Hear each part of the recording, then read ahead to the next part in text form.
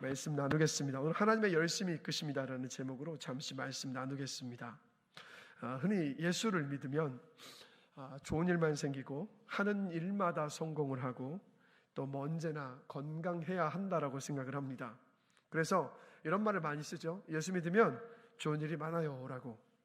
자, 그런데 그리스도는 저와 여러분의 삶을 보면 어떻습니까? 언제나 좋은 일만 생깁니까? 그렇지 않습니다. 분명히 문제가 생기고요, 아픔도 있고요, 하는 일마다 성공하는 것이 아니라 실패를 맛보기도 합니다. 아니면 병에 걸리기도 합니다. 그런데 여러분 한번 생각을 해보면 이 자리에 우리 많은 부모님들이 계시는데 세상에 어떤 부모도 자식이 고난당하며 사는 것을 바라는 부모는 단 한 사람도 없습니다. 그렇죠? 어떤 부모가 자녀가 고난당하는 것을 원하겠습니까? 자, 똑같이요, 오늘 우리가 예배하는 아버지 하나님도 하나님의 자녀가 된 저와 여러분들이 고난당하는 것을 원하시지도 않으시고 기뻐하시지도 않으신단 말이에요. 자, 그런데 하나님의 자녀된 우리의 삶을 보면 고난이 있습니다. 이 말은 뭡니까? 하나님이 그 고난을 허락하셨다라는 거예요. 자, 우리 좀 평온한 모습으로 예배를 드리고 있지만 이 자리에 예배드리는 우리 모두의 각자에게는요, 각자의 문제가 있고요, 각자의 시험이 있고 각자의 고난이 있습니다. 자, 그럼 하나님이 우리를 사랑하심에도 불구하고 이 고난을 허락하셨다? 그러면 무슨 말입니까? 고난을 허락하셨다면 그 고난 속에는 목적이 있다라는 것. 고난을 통해서 우리 가운데 이루어 가실 하나님의 뜻과 계획이 있으시다라는 겁니다. 그래서 우리가 지금까지 끝까지 찾아오시는 하나님이라는 주제로 야곱의 일생을 살펴보았는데 오늘은 12번째 시간으로 마지막 시간입니다. 그런데 이 야곱의 일생이 어떤 일생인지 아십니까? 예수를 믿고 구원받은 저와 여러분의 일생을 야곱의 일생을 통해서 보여주고 계시는 거예요. 그래서 오늘 함께 읽은 이 본문은 야곱의 인생의 말년에 있었던 일입니다. 그런데 이 말년에 있었던 이 일들을 통해서 하나님께서 구원받은 저와 여러분에게 주고 싶으신 것, 우리의 인생을 통해서 이루고 싶으신 것이 무엇인가를 우리가 알 수 있습니다. 그래서 한번 살펴보면서 은혜를 나누고자 하는데, 야곱이 사랑했던 아내는 라헬이었습니다. 이 라헬이 어려움 가운데 하나님의 은혜로 낳았던 아들이 누구냐면 바로 요셉입니다. 11번째 아들인데요, 그러다 보니까 이 아버지 야곱은 이 요셉을 편애를 했습니다. 그래서 이 편애받는 게 너무 노골적이다 보니까 요셉의 위에 10명의 형들이 이 요셉을 시샘을 했습니다. 근데 그 시샘이 급기야 어디까지 가냐면 바로 아버지의 사랑을 독차지한 동생, 막내 동생이잖아요. 이 요셉을 그 당시에 이집트라는 나라의 노예로 팔아버립니다. 그리고 아버지 야곱에게는 동물에게 물려 죽었다라고 이야기를 합니다. 야곱은 요셉이 죽은 줄 알았습니다. 그런데 죽은 줄 알았던 요셉인데 세월이 흘러서 10수년의 세월이 흐른 다음에 이 요셉이 노예로 팔려간 이집트의 총리가 되어서 이 아버지를 그 나라로 불러들였습니다.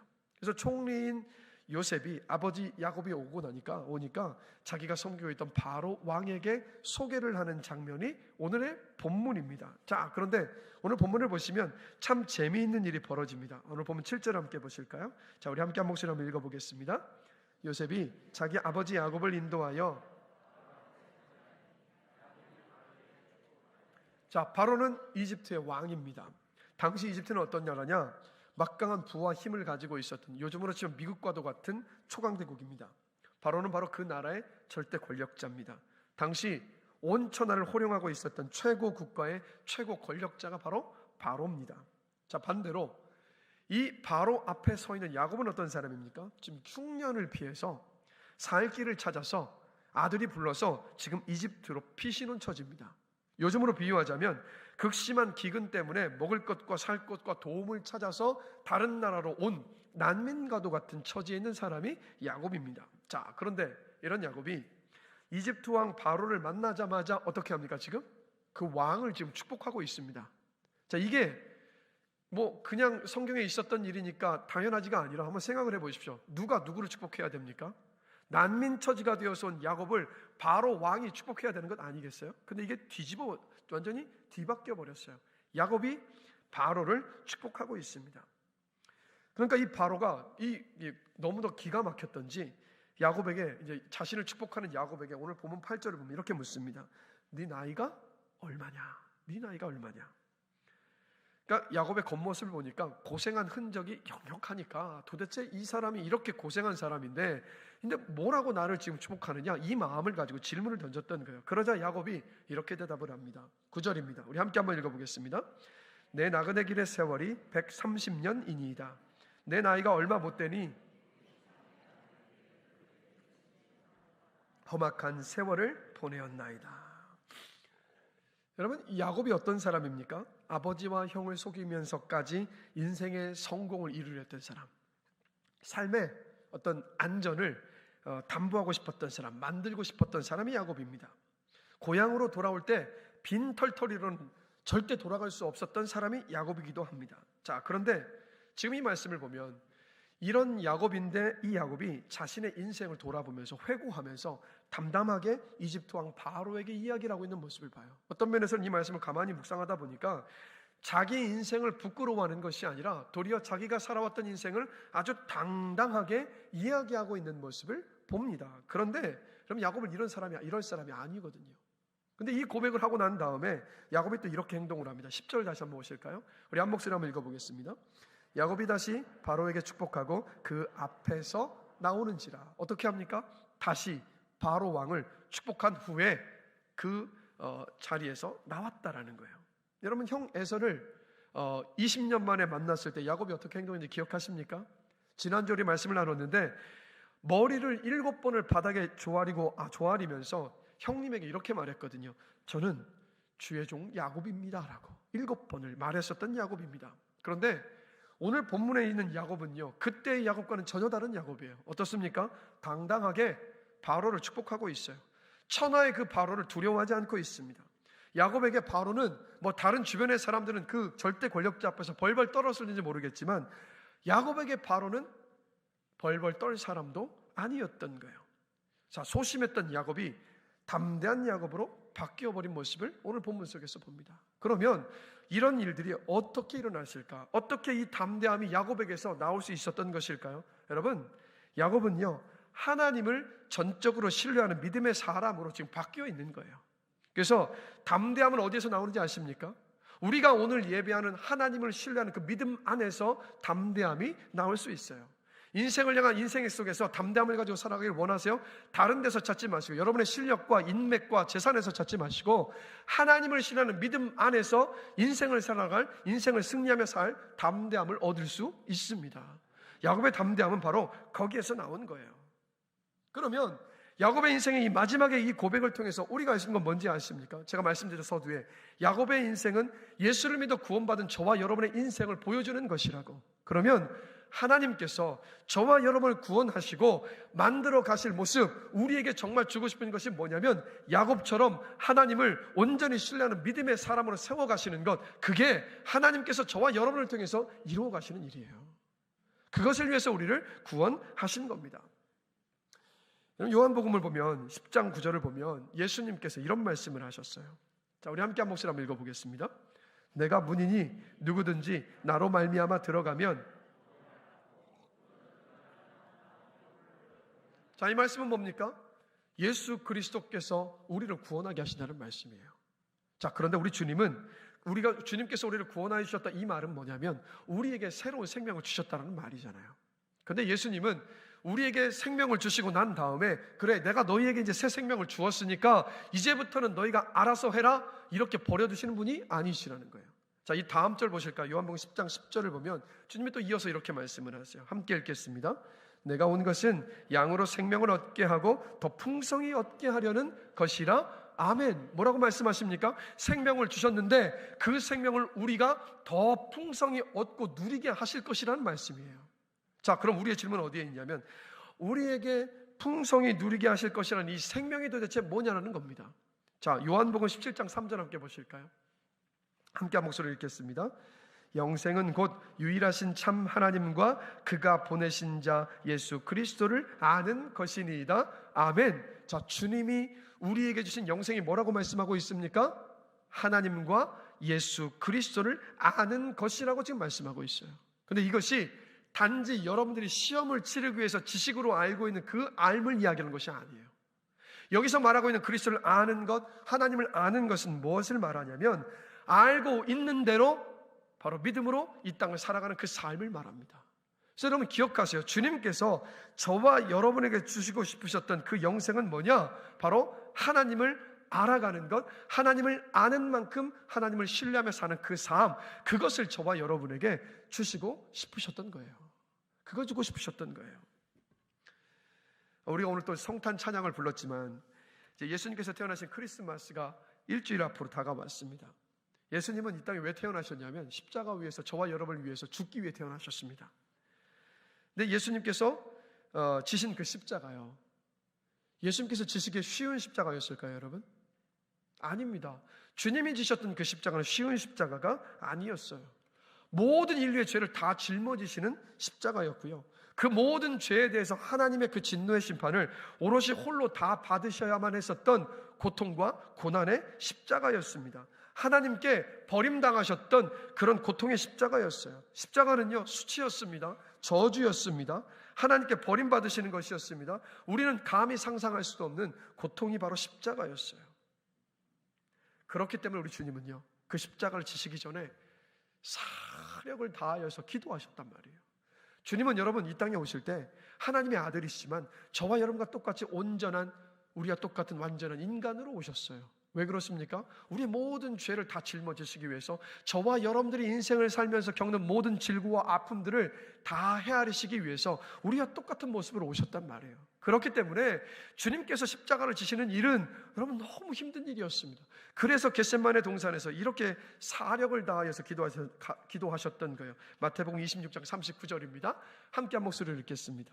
내 아버지여, 만일 할만하시거든 이 잔을 내게서 지나가게 하옵소서. 그러나 나의 원대로 마시옵고. 성경을 보면 뭐라고 기록합니까? 이 기도를 하시면서 핏방울이 땀방울이 되어 떨어졌다라고 기록을 하고 있어요. 이게 뭔지 아십니까? 너무 사력을 다하여서 기도하다 보니까 이 얼굴에 모세혈관이 터져 나와서 그 모세혈관에 터진 그 피가 땀과 함께 섞여서 떨어졌다라는 말이에요. 그만큼 사력을 다해서 우리 주님 기도하셨습니다. 그런데 이 기도를 3번 간절히 하신 다음에 결국 어떻게 하셨습니까? 십자가를 지셨어요. 누구를 위해서요? 여러분들을 위해서, 우리 모두를 위해서. 그리고 십자가에서 마지막 눈을 감으시면서도 우리 주님 마지막으로 하나님께 또 이렇게 기도하십니다. 누가복음 23장 46절인데 함께 읽겠습니다. 아버지, 내 영혼을 아버지 손에 부탁하나이다. 고통스러운 십자가, 저주의 십자가, 고난의 십자가, 수치의 십자가, 어떻게든 피할 수만 있다면 피하고 싶으셨던 그 십자가를 예수님께서 지실 수 있으셨던 이유는 뭐였습니까? 이 말씀들을 통해서 본다면, 예수님의 그 행적을 통해서 본다면 다른 데 있지 않아요. 하나님을 신뢰하셨기 때문이었습니다. 자신이 질 십자가를 통해서 예수님께서 사랑하시는 저와 여러분들을 구원하실 구원의 역사를 이루실 하나님을 신뢰하셨기 때문이었습니다. 자신이 십자가 위에서 죽는다 할지라도 다시 그 죽음 가운데서 살리실 하나님을 신뢰하셨기 때문이었습니다. 십자가의 고난과 죽음 뒤에 영광의 부활로 자신을 다시 한번 살리실 살리실 그 하나님을 신뢰하셨기 때문이었습니다. 자신의 그 영혼을 책임지실 하나님을 신뢰하셨기 때문이었단 말이에요. 그래서 다시 돌아오면 영생은 뭐라고요? 하나님을 알아가는 겁니다. 근데 이 알미라는 것은, 이 알아간다라는 것은 다시 한번 말씀드리지만 단지 여러분들이 시험을 칠 때 답안지로 쓸 수 있는 그 지식으로 아는 알을 말하는 것이 아니에요. 뭔지 아십니까? 하나님을 알았다면, 예수님을 알았다면 아는 만큼 그분을 신뢰하면서 이 땅을 살아가는 것, 이걸 말하는 거예요. 그게 주님께서 저와 여러분에게 주신 영생이고 생명입니다. 예수님께서 우리가 더 풍성히 얻고 누리길 바라시는 생명은 뭐냐? 생명이 넘쳐나는 그 삶은 뭐냐? 바로 이 땅을 살아가면서 하나님 아버지를 신뢰하는 믿음으로 승리하며 살아가는 그 삶, 바로 그것을 저와 여러분이 누리기를 바라신다는 거예요. 인생의 환난과 문제 앞에서 무너지고 넘어지고 좌절하는 것이 아니라 그 인생의 환난과 문제와 아픔들 속에서도 주님을 신뢰하는 믿음 안에 서서 뚫고 헤쳐나가는 삶, 그것이 주님께서 우리에게 주고 싶으셨던 삶이셨습니다. 십자가의 부활로 우리 주님도 그것을 보여주셨어요. 한번 생각해 보신 것은 여러분, 생명이라고 다 같은 생명이 아닙니다. 그러니까 예를 들면 오랫동안 중환자실에 병상에 누워 계시는 환자는요, 생명은 있어요. 그러나 생명의 활력과 풍성함은 찾아볼 수가 없습니다. 그렇죠? 그러나 반대로 건강한 사람들, 지칠 줄 모르는 젊은이들의 생명은 어떻습니까? 단지 그저 숨만 겨우 쉬는 생명이 아니잖아요. 숨만 겨우 쉬는 생명이 아니에요. 마치 비유하자면 막 화라산같이 타오르는 그런 생명 아닙니까?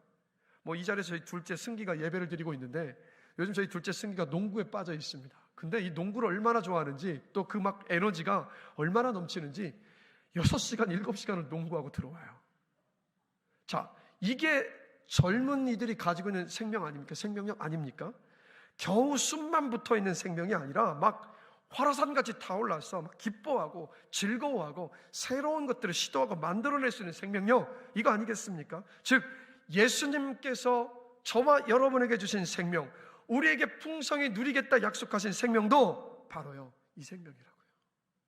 숨만 붙어 있는 생명이 아니라 활력이 있고 정말 즐거워하고 기뻐하고 감사하며 새로운 것들을 도전하고 함께 해나갈 수 있는 그 생명을 주시기를 원하셨다라는 것.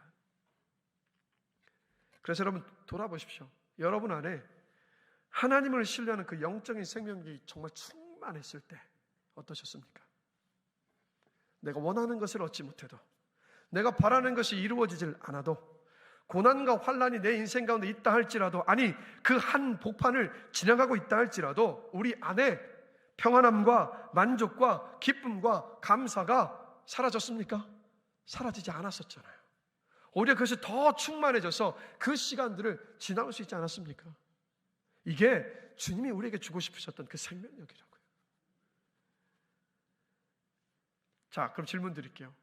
주님이 약속하신 이 생명의 풍성함을 누리기를 원하십니까? 근데 이제 우리의 문제는 항상 어디에 있냐면, 마음은 원하는데 우리 안에 좀 이런 패배의식들이 있어요. 뭡니까? 주님 정말 원하는데 저는 그렇게 살 힘이 없어요 라고. 근데 참 이상한 것은요, 우리는 신앙생활을 하면서 그 신앙생활 가운데서 주님께서 우리에게 약속하신 것인데 그 모든 것의 근거도 우리 어디에서 찾느냐면 자꾸 나에게서 찾으려고 해요. 내가 그 삶을 누릴 힘이 있다라고 착각을 할 때가 참 많은 것 같아요. 그러다 보니까 살고는 싶은데 주님 저는 그렇게 못 살아요라는 그 고백을 할 때가 많습니다. 자, 한번 생각해 볼게요. 한번. 자, 질문 한번 드립니다. 성경 속에 수많은 인물들이 있는데 하나님을 신뢰하는 믿음으로 한평생 동안 하나님과 동행한 사람이 있습니다. 누굴까요? 에녹입니다. 에녹은 하나님과 동행하다가 죽음을 보지 않고 하늘로 갔다라고 성경이 기록하고 있습니다. 자, 그럼 여러분 에녹을 보실 때마다 어떤 마음을 가지셨어요? 저와 같은 마음이실 것 같은데 전 부럽더라고요. 야, 어떻게 한평생을 주님과 동행하며 살았을까? 나도 에녹처럼 살고 싶다. 자, 근데 이제 이 마음은 있는데 이제 그 끝에 가면 어떻게 됩니까? 근데 나는 에녹처럼 살 수 없는데. 우리 이 생각을 가질 때가 많잖아요. 여러분, 에녹이라는 이름의 뜻이 뭔지 아십니까? 전파하다, 가르치다라는 뜻이에요. 무슨 말입니까? 에녹은 하나님의 영광을 전하고 가르치는 존재로 부름받은 겁니다. 그런데 성경을 살펴보면 에녹은 그런 삶을 살고 있지를 못했습니다. 에녹이 하나님과 동행하며 살기 시작한 때가 언제인지 아십니까? 에녹이 65세가 될 때부터 하나님과 동행하는 삶을 살기를 시작했습니다. 그래서 그 이전에는 하나님과 동행하며 살지를 않았어요. 그래서 에녹이 살던 시대가 어떤 시대냐면 노아의 홍수 이전 시대입니다. 자, 그러면 노아 홍수 이전의 시대의 사람들이 어떻게 살았는지를 예수님께서 분명히 설명을 해주고 계시는데 마태복음 24장 38절에서 39절입니다. 함께 한번 읽어보겠습니다. 홍수 전에 노아가 방주에 들어가던 날까지 홍수가 나서 그들을 다 멸하기까지 깨닫지 못하였으니 아멘. 자, 홍수는 사람들이 어떻게 살았다고요? 먹고 마시고 장가들고 시집가며 살았어요. 여러분, 이게 죄는 아닙니다. 이게 죄는 아니에요. 왜냐하면 먹고 마시고 장가들고 시집가는 건 하나님이 저와 여러분에게 주신 선물이니까요. 근데 문제는 뭔지 아십니까? 이 시대 사람들은요, 먹고 마시고 장가들고 시집가는 것을 삶의 목적으로 두고 살았어요. 이들에게는 하나님의 영광 안중에 없었고, 하나님을 증거하는 삶도 안중에 없었고, 하나님을 인정하고 높이는 것, 여기는 아무 관심이 없었어요. 오로지 이때 당시의 사람들의 관심은 먹고 마시고 시집가고 장가가고 재산을 쌓고 성공하고 높은 자리에 오르는 것, 거기에만 그들의 온 마음과 열정을 다 쏟아붓고 집중하며 살고 있었던 거였습니다. 그러니까 하나님을 알지 못했기 때문에 이들은 영적인 생명력이 없는 삶이었어요. 영적인 능력을 잃어버린 삶이었습니다. 이게 바로 이런 죄예요. 하나님을 인정하고 하나님을 인정하지 않은 채 살아가는 삶 자체가 바로 죄인데, 이 삶을 에녹도 65세까지 똑같이 살고 있었던 겁니다. 그런데 어느 날 하나님께서요, 에녹에게 찾아오셔서 에녹에게 하나님의 계획을 보여주셨습니다. 무드셀라라는 아들을 주시면서, 이 무드셀라라는 이 뜻이 뭔지 아십니까? 이 자식이 죽으면 하늘 창문을 열어서 홍수를 보낼 것이라는 뜻이에요. 세상에 대한 심판의 메시지를 아들을 주시면서 하나님께서 알려주셨던 겁니다. 그래서 실제 성경을 보면 무드셀라가 죽던 해, 노아의 나이가 600세가 되던 해에 홍수가 터졌습니다. 에녹이 세상의 다른 사람들처럼 그런대로 현재에 만족하며 살고 있을 때 하나님이 어느 날 갑자기 무드셀라라는 아들을 주셨습니다. 그리고 그 아들의 죽음 후에 심판이 있을 것이다라는 것을 알려주셨던 거예요. 그때부터 에녹이 하나님과 동행하기 시작했습니다. 바로 그때부터 동행하기 시작했다고요. 질문 드릴게요. 에녹의 삶의 주도권은 누구에게 있었습니까? 에녹에게 있었습니까? 하나님께 있었습니까? 에녹의 삶의 주도권은 하나님께 있었습니다. 에녹의 믿음은요, 누가 주셨습니까? 하나님이 주셨어요. 하나님이 무드셀라를 태어나게 하셨고 에녹을 설득하신 거예요. 그때부터 에녹이 하나님과 동행하며 살기 시작했습니다. 여러분, 이것을 아셔야 됩니다. 믿음은요, 자기 신념이 아닙니다. 믿음은 자기 확신도 아닙니다. 저와 여러분의 믿음의 근거는 우리에게 있지 않습니다.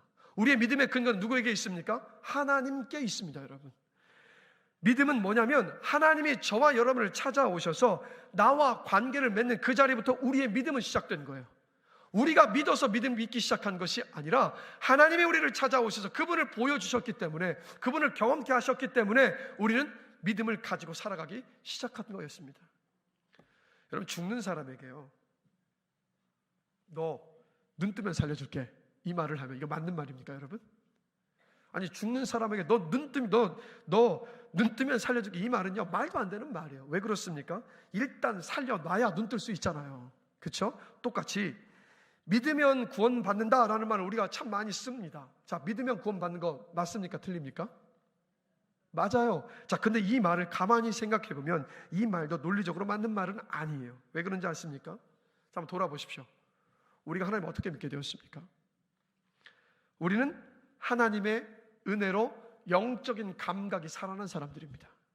우리는 하나님의 은혜로 영적인 눈이 뜨여진 사람들입니다. 그래서 복음이 전해졌을 때 그 복음을 받아들일 수 있었잖아요. 하나님을 믿게 된 거였잖아요. 그래서 에베소서 2장 8절을 보면 분명히 이렇게 말씀하고 계십니다. 우리 함께 한 목소리 한번 읽어보겠습니다. 너희는 그 은혜에 의하여 믿음으로 말미암아 구원을 받았으니 이것은 너희에게서 난 것이 아니요 하나님의 선물이라. 아멘. 자, 구원은 하나님의 선물입니다. 여러분, 믿음도 하나님의 선물이에요. 믿음도 하나님의 선물이라고요. 믿고자 하는 내 의지나 요청과 상관없이 죽었던 내 영혼 가운데 하나님이 일방적으로 찾아오셨단 말이에요. 그래서 우리의 마음을 부드럽게 바꾸어 주셨고 우리의 영적인 눈을 활짝 뜨이게 하여 주셨습니다. 그래서 하나님을 보는 눈이 열렸고, 그래서 우리가 이렇게 고백할 수 있었던 거잖아요. 복음을 들었을 때 예수 그리스도가 십자가에 달려 돌아가심으로 내가 구원을 받았음을 믿습니다라고. 이건 뭔지 아십니까? 하나님이 우리를 먼저 살려놓으시고 난 다음에 그리고 하게 하신 고백이에요. 에녹이 하나님과 동행하였더라라고 기록을 하고 있어요, 성경은. 그런데 이 말을 가만히 생각해 보시면 사실은 하나님이 에녹이 하나님과 동행하게 만드신 거잖아요. 그런데 하나님이 뭐라고 기록하시냐면 에녹이 하나님과 동행하였더라. 하나님께서 그렇게 하게 만드셨음에도 불구하고 하나님은 그 공로를 누구에게 돌리고 계십니까? 에녹에게. 에녹을 칭찬하고 계신 거예요. 야곱의 삶도 여러분 똑같았습니다. 야곱이 이집트 바로왕 앞에서 당당히 설 수 있는 믿음의 사람이었습니까? 그는 그런 사람이 아니었어요. 사기꾼이었고 남을 속이는 사람이었고 어떻게든 자기 혼자 힘으로 발버둥치며 살았던 굉장히 뭐랄까요, 자존감이 낮았던 사람이 바로 야곱입니다. 또 야곱은 믿음이 쉴 새 없이 흔들렸던 사람이기도 합니다. 고향으로 돌아오는 길에 형 에서가 자신을 죽일까 봐 두려움에 사로잡힙니다. 근데 그때 어떻게 됐습니까? 그 야복강가에 두려움에 빠져있던 야곱에게 하나님께서 찾아오셨어요. 그리고 그에게 야곱이라는 이름 대신에 이스라엘이라는 새 이름을 주십니다. 근데 그 후에 야곱은 어떻게 합니까?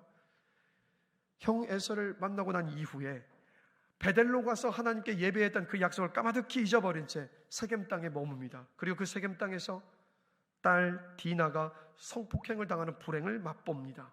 화가 난 야곱의 아들들이 피해 복수를 벌이는 끔찍한 일이 벌어집니다. 또다시 야곱은요, 세겜 주변의 가나안 부족들이 자신을 죽일까 봐서 두려움에 또다시 사로잡혀 있었습니다. 근데 이때 또다시 하나님께서 야곱에게 나타나셔서 뭐라고 말씀하십니까? 이렇게 말씀하세요. 창세기 35장 10절입니다. 함께 읽겠습니다. 내 이름을 다시는 야곱이라 부르지 않겠고 이스라엘이 내 이름이 되리라. 이미 야복강가에서 이스라엘이라는 이름을 주셨어요. 그러면서 야곱은 또다시 넘어지고 두려워하고 있었습니다. 그런데 하나님은 그런 야곱에게 찾아오셔서 꾸짖거나 책망하거나 혼내지를 않으셨어요. 도리어 어떻게 하셨습니까? 이스라엘이라는 그 이름을 다시 상기시켜 주셨어요. 그 이름을 다시 한번 상기시켜 주시면서 야곱의 손을 붙잡으시고 그 야곱을 두려움 가운데서 다시 한번 일으켜 세워 주셨던 겁니다. 그리고 결국에는 하나님은 야곱을 어떻게 이끄셨냐면 하나님을 온전히 신뢰하는 믿음의 사람으로 야곱을 이끄셨던 모습을 오늘 본문을 통해서 봅니다. 바로 야곱을 향한 하나님의 그 열심이 이집트 왕 바로 앞에서도 당당할 수 있는, 아니 도리어 바로를 축복할 수 있는 그 하나님을 신뢰하는 믿음의 사람으로 바꾸셨던 거예요. 변화시키고 변화시키셨던 겁니다. 이게 야곱의 삶이에요. 자, 그러면 우리의 삶은 어떻습니까, 여러분? 여러분 질문 드릴게요. 예수님께서 여러분의 죄를 다 짊어지시고 십자가 위에서 죽으셨음을 믿으십니까? 그 주님께서 죽음 가운데 계시지 않고 죽음을 이기시고 3일 만에 부활하셨음을 믿으십니까? 자, 다들 아멘이라고 말씀하시고 아멘이라고 말씀하시지 않은 분들도 그 믿음을 가지고 계시다는 거 제가 압니다. 자, 그런데 이게요, 일어날 수 있는 일이든가요, 우리에게? 자, 여기 예수님께서 십자가에 못 박혀 돌아가실 때 그 현장에 계셨던 분 계십니까? 죽으시고 난 다음에 3일 만에 부활하신 그 주님을 만난 분 계십니까? 제자들처럼? 한 명도 없어요. 근데 우리는 지금 믿고 있습니다. 예수님이 나의 죄 때문에 십자가에 죽으셨다는 것도 믿고 있고, 예수를 믿으면 하나님께 죄의 용서함을 받고 의롭게 되었다는 것도 믿고 있습니다. 여러분, 예수를 믿고 있다는 것 자체가 사실 여러분 믿을 수 없는 것을 우리가 믿고 있는 거잖아요. 또 하나님을 믿는 일은 어떻습니까? 질문 드릴게요. 하나님이 살아계심을 믿으십니까? 하나님께서 여러분의 개인의 인생과 역사를 주관하고 계시는 분이심을 믿으십니까? 오늘 하나님을 예배하기 이 자리에 왔는데 이 자리 가운데서 우리의 예배를 받으시며 우리 가운데 함께 하시는 하나님을 믿으십니까? 하나님 보신 분 계세요? 하나님 보신 분 계십니까? 한 명도 없어요. 그런데 우리 하나님을 믿고 있습니다. 여러분, 하나님이 계시다라는 것, 뭐 논리로, 이론으로 증명할 수 있을까요, 없을까요? 증명할 수 없습니다. 하나님이 계시다는 걸 우리는 증명할 수가 없어요. 불가능한 일이에요. 그런데 그러니까 하나님이 계시다는 걸 증명할 수 없기 때문에 하나님을 아는 것, 하나님을 믿는 것은요, 인간의 논리나 인간의 이성을 가지고 하나님을 알고 믿을 수 있는 일이 여러분 아닙니다. 그런데 우리는 믿고 있어요. 이게 뭔지 아십니까? 우리가 믿음으로 하나님을 안다라는 것은 뭐냐면 우리가 하나님을 우리의 의지로 믿었다는 뜻이 아니에요. 우리가 납득했기 때문에 믿었다는 뜻이 아니에요. 우리가 하나님을 믿고 있다? 이 말은 뭔지 아십니까? 이런 뜻이에요. 하나님이 우리에게 찾아오셨다는 뜻이에요. 오직 하나님이 주신 은혜로만 하나님을 믿을 수 있고 하나님께서 살아계시다는 것을 인정하는 그 믿음을 가지고 살아갈 수 있습니다, 여러분. 그래서 여러분, 많은 분들이 이 질문 또 드릴게요. 하나님이 여러분과 함께하고 계실 믿으십니까? 여기 이제 답을 못하신 분들이 계시는데 왜 답 못하신지 아세요? 아리까리 하거든요. 분명히 교회에 오면 함께 하신다라고 이야기하고 성경 말씀도 함께 한다라고 분명히 말씀하고 있지만 내가 경험하고 느끼지 못할 때가 있으니까. 근데 여러분, 이것을 아셔야 돼요. 우리가 예수님을 믿고 있다, 하나님을 믿고 있다라는 것은 뭐냐면 이미 우리 인생 속에서 하나님께서 일하고 계시다는 가장 강력한 증거입니다. 믿을 수 없는 것을 믿고 있는 것이기 때문에. 에녹의 인생의 주도권이 하나님께 있었던 것처럼, 야곱의 인생의 주도권이 하나님께 있었던 것처럼, 저와 여러분의 인생의 주도권도요, 나에게 있는 것이 아니라, 우리에게 있는 것이 아니라 여러분, 하나님께 있습니다. 그 말은 뭡니까?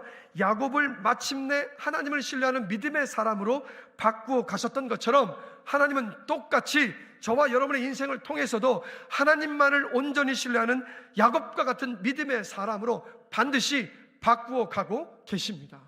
지금 야곱의 일생을 통해서 그래서 하나님은 저와 여러분 이렇게 말씀을 하고 계시는 거예요.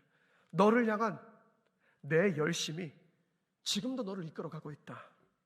내가 야곱에게 그랬던 것처럼 나는 너를 신뢰하는 믿음의 사람으로 지금 이 순간에도 바꾸어가고 있다. 나를 신뢰하는 그 생명의 삶을 반드시 너로 하여금 풍성히 누리게 하고야 말겠다라고 야곱의 인생을 통해서 지금 저와 여러분에게 하나님께서 말씀하고 계신 겁니다. 하나님께서 하시겠다고 하시면 반드시 이루십니다, 여러분. 그러면 질문을 생각해 보시는 것은, 하나님은 어떻게 우리가 하나님을 온전히 신뢰하는 믿음의 사람으로 바꾸어 가실까요, 여러분? 야곱의 인생을 통해 보면 알 수가 있는데 뭘까요? 어떤 방법을 통하여서 우리로 하여금 하나님을 온전히 신뢰하는 믿음의 사람으로 빚어가실까요? 바로 고난을 통해서입니다. 인생의 고난과 아픔과 시험을 통해서. 말씀드렸죠. 하나님은 우리에게 고난을 허락하십니다. 그러나 그 고난을 지나가고 있을 때 우리를 고아처럼 내버려 두지 않으십니다. 우리가 고난의 한복판에 있을 때 하나님은요, 그 고난 속에서 뭘 경험하게 하시는지 아십니까? 형통케 하시는 은혜를 누리게 하신다고요.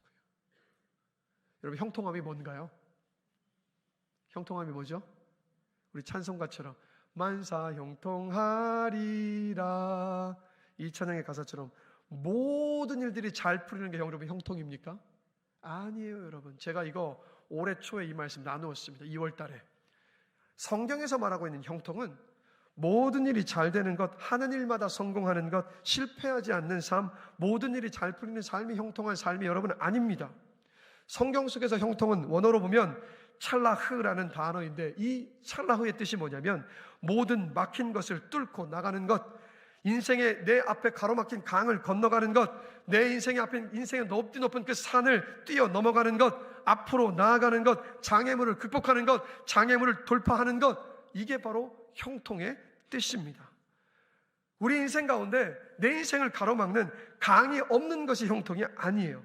가로막혀 있는 강을 건너가는 것이 성경이 말씀하고 있는 형통입니다. 힘들고 벅차지만, 내가 감당하기 불가능해 보이지만 하나님께서 함께 하심으로 말미암아서 그 어려움을 이겨내고 지나가고 통과해서 마침내 승리하는 것, 바로 그게 하나님이 저와 여러분의 인생 속에 맛보게 하시는 형통입니다. 이 형통의 은혜를 언제 경험하냐고요? 고난을 지나갈 때, 고난을 통해서 경험한다고요. 야곱의 삶을 보십시오. 형 에서를 피해서 두려움 가운데 하란 땅으로 도망쳐가고 있었습니다. 근데 얼마나 두려웠겠어요. 그런데 그 두려움 가운데서도 돌베개를 베고 지쳐 쓰러져 잠들 수밖에 없었던 상황이에요. 그런데 그 밤에 하나님이 야곱에게 찾아와서 말씀하십니다. 야곱아, 내가 반드시 너를 이 고향 땅으로 돌아오게 하겠다. 근데 그 하나님이 주신 약속의 말씀을 붙들고 그 두려운 걸음을 걸어갈 수 있었잖아요. 외삼촌 라반에게 속아서 10년 동안 품삯을 속이면서 그냥 노예처럼 살았습니다. 또 노동계약을 다시 한번 맺었음에도 불구하고 10번이나 삭슬 속임당하는 가운데 있었습니다. 그런데 하나님 어떻게 하셨어요? 결국에는 야곱으로 하여금 재산과 부를 누리게 하시는 모습을 우리가 살펴봤잖아요. 형 에서를 만날 두려움에 사로잡혀 있을 때 하나님 어떻게 하셨습니까? 에서의 마음을 바꾸어 주셨잖아요. 야곱의 아들들이 동생 디나의 복수를 위해서 세겜 사람들 모두를 다 죽여버립니다. 가나안 부족들에게 공격당할 두려움에 사로잡혀 있을 때 하나님 또 어떻게 하셨습니까? 그 두려움에 떨던 야곱을 찾아오셨잖아요. 그리고 그 주변의 부족들로부터 야곱을 지켜주셨다라고 성경은 분명히 기록하고 있습니다. 죽은 줄 알았던, 너무도 사랑했던 11번째 아들 요셉, 근데 인생의 그 말년에 그 요셉을 이집트 땅에서 다시 만납니다. 그리고 이 모든 고난 속에서 형통케 하셨던 하나님의 그 은혜를 경험하고 난 다음에 야곱은 믿음의 사람으로 바뀌어 있었어요. 그리고 담대한 믿음의 사람이 돼서 애굽 왕 바로 앞에 서서 그를 축복하는 사람이 되어 있는 모습을 오늘 본문을 통해서 봅니다. 야곱은 그의 고백처럼 험악한 세월을 산 것 맞습니다. 그의 인생은 고난으로 충만한 인생 맞습니다. 그러나 고난의 때마다 하나님께서 찾아오셔서 형통하게 하신 인생이었습니다. 이렇게 놓고 본다면 야곱의 인생은요, 형통으로 충만한 인생이었습니다. 그러면 야곱의 인생을 통해서 우리가 볼 수 있는 것은 뭔지 아십니까?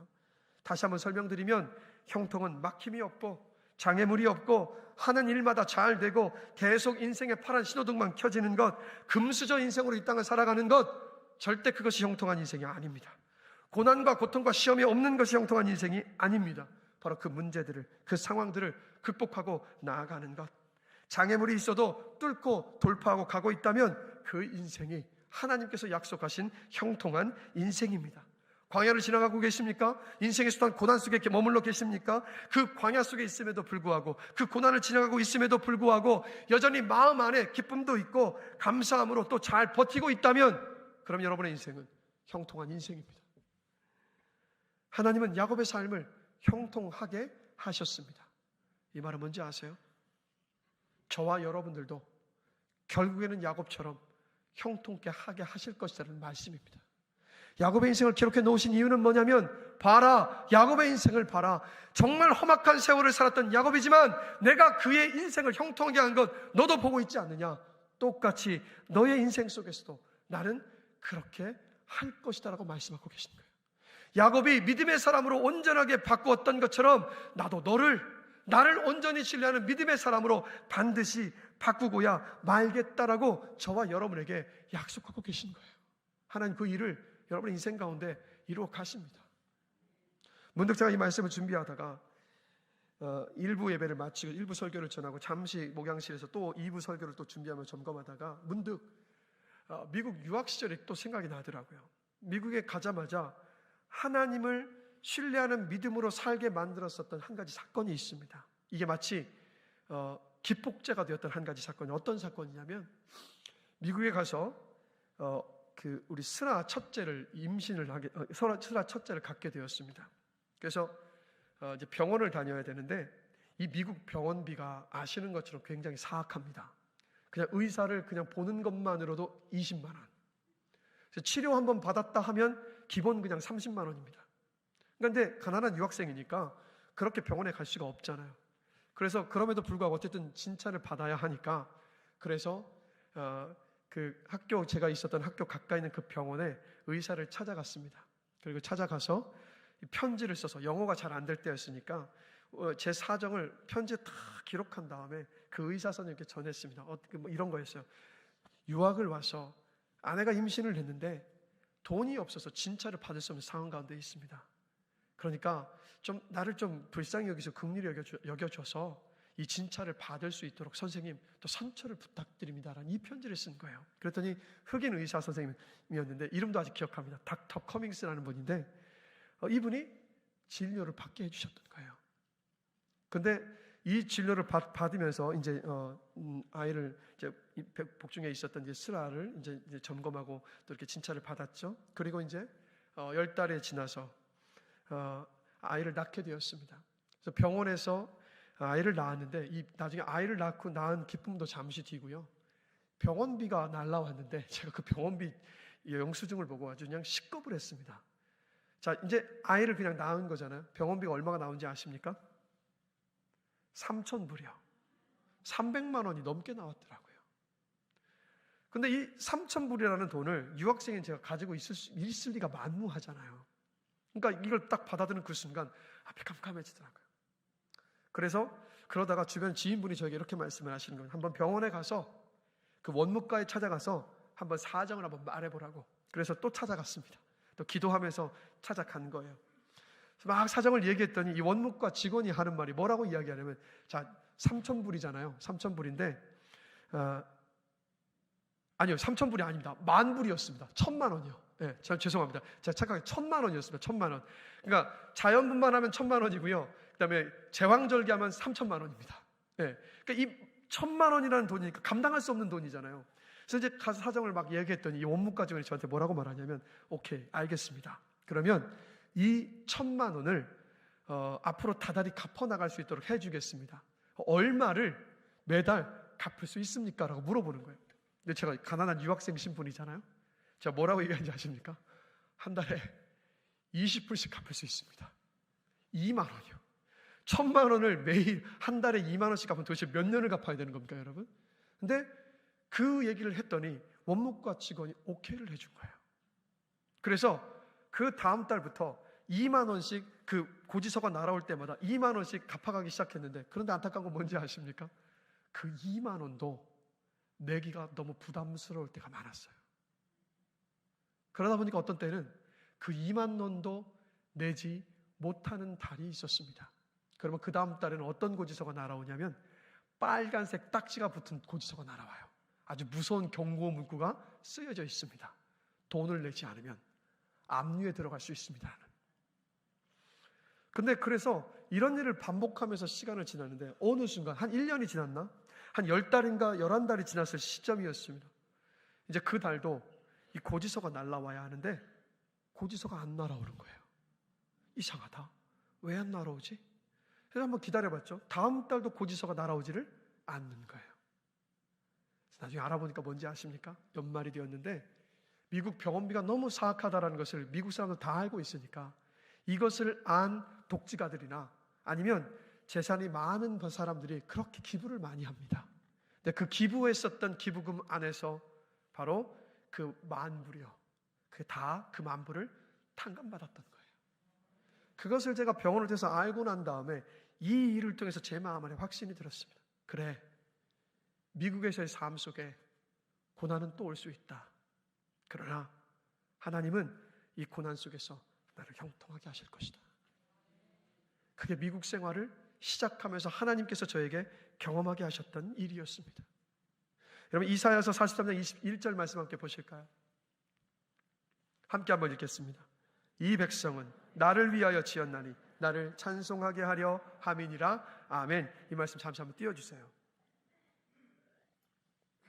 자, 이 말씀을 여러분 그대로 딱 액면 그대로 대하시면 어떤 의미입니까? 이런 뜻이죠.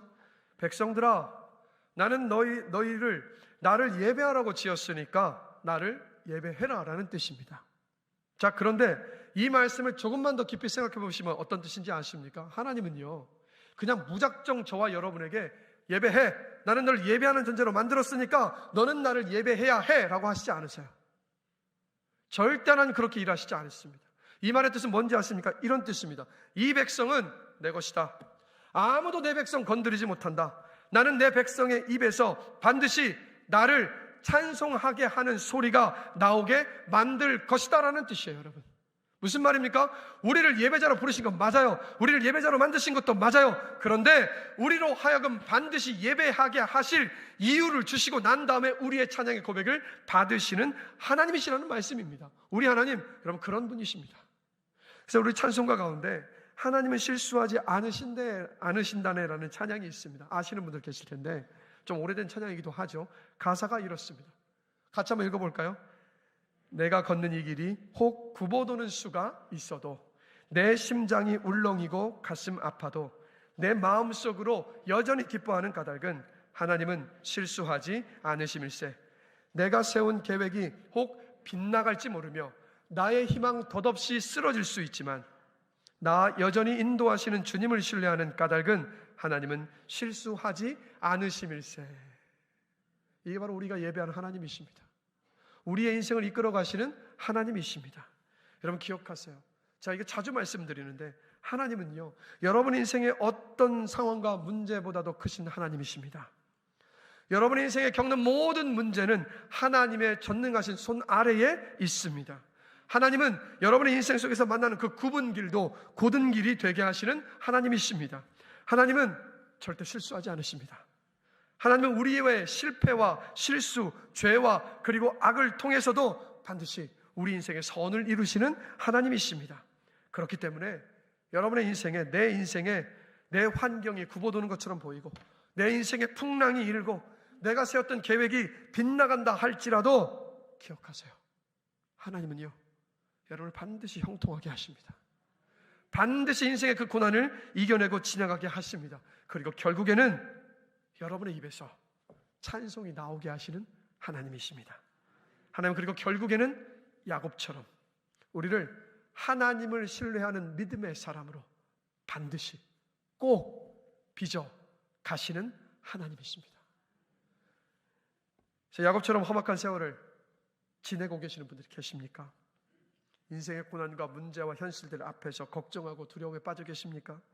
잠언 24장 16절을 보면 하나님이 이렇게 말씀하고 계십니다. 함께 읽겠습니다. 대저 의인은 7번 넘어질지라도 다시 일어나려니와. 말씀 잠시 띄워주세요. 우리는 이 말씀을 보면서 저 의인은 7번 넘어졌을지라도 담대한 의지력을 가지고 일어선 사람이로구나 라고 생각을 합니다. 그런데 여러분, 이 말씀 속에 보면 저 의인을 7번 넘어지게 한 숨어있는 분이 계십니다. 누굴까요? 바로 하나님입니다. 하나님이 저 의인이 7번 넘어진 그 순간에도 다시 일어서게 하신 하나님이시라고요. 우리 인생에 고난은 옵니다. 문제도 옵니다. 아픔도 옵니다. 고통도 옵니다. 그러나 기억하십시오. 그 고통과 고난 속에서 하나님은 반드시 형통함의 은혜를 우리로 하여금 누리게 하십니다. 형통함의 은혜를 누리게 하시고 난 다음에 그 시간들을 쌓이게 하여 주셔서 결국에는 야곱처럼 하나님을 온전히 신뢰하는 믿음의 사람으로 저와 여러분을 반드시 바꾸시는 하나님이십니다. 그러니까 인생의 고난과 문제가 다가오시면 잠시 우리 슬퍼할 수도 있고 힘들어할 수도 있습니다. 흔들릴 수도 있습니다. 그러나 오늘 함께 나눴던 이 말씀을 기억하시면서 이렇게 한번 선포해 보시라고요. 하나님이 나를 믿음의 사람으로 바꾸시기 위해 오늘도 열심히 일하고 계시는구나. 그래, 하나님께서 이 고난과 시험과 문제를 통해서 또다시 나에게 형통케 하시는 은혜를 누리게 하려 하시는 것이로구나 라고 믿음으로 고백하시면서요, 넘어지지 마시고 인생의 문제를, 환난을, 고통을, 고난을 넉넉히 통과하시고 이겨내시는 여러분들이 되시기를 주님의 이름으로 축원합니다. 하나님, 우리를 그 삶으로 부르셨어요. 그래서 말씀을 마무리하겠습니다. 어떤 아버지가 있는데 능력이나 인격 등 모든 면에서 완벽합니다. 근데 아들이 하나가 있는데 그 아들은요, 이 아버지의 턱없이 못 미치는 아들이에요. 오히려 온갖 망나니 짓을 하면서 이 훌륭한 아버지의 얼굴에 먹칠을 하는 아들입니다.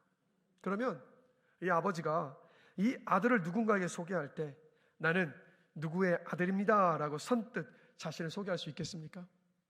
소개하기 힘들잖아요. 그런데 여러분, 우리 하나님 아버지를 보면 하나님이 자신을 소개하실 때 뭐라 소개하시는지 아세요? 나는 야곱의 하나님이다. 나는 야곱의 하나님이다. 거룩하신 하나님의 이름 앞에 볼품없는 믿음을 가지고 살았던 야곱의 이름을 붙이시는 것을 망설이질 않으세요. 나는 야곱의 하나님이다. 이게 무슨 뜻인지 아십니까? 이런 뜻입니다. 우리가 거룩하신 하나님, 완전하신 하나님의 수준에 이를 때까지 하나님께서 우리를 믿음으로 이끄신다라는 말씀이에요. 하나님은 결국에는 저와 여러분들을 하나님을 온전히 신뢰하는 믿음의 사람으로 반드시 기어코 틀림없이 바꾸고 마시겠다라는 하나님의 약속의 말씀인 겁니다. 여러분 기억하십시오. 여러분의 인생의 주도권 누구에게 있습니까? 하나님께 있습니다. 하나님의 열심히 여러분의 인생을 지금도 이끌어가고 계십니다.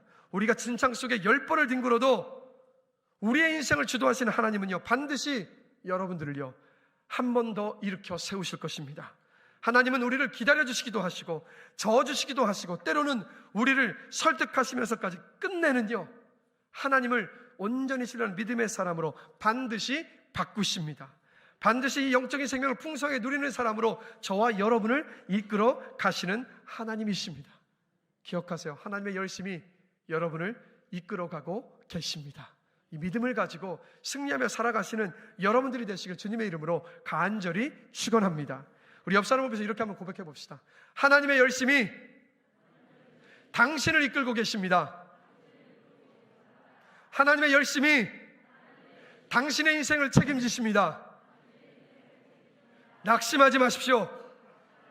절망하지도 마십시오. 당신의 인생은 하나님의 것입니다. 우리 이 소망으로 사십시다. 저렇게 들었던 말씀을 생각하시면서 우리 함께 찬양하기를 원합니다.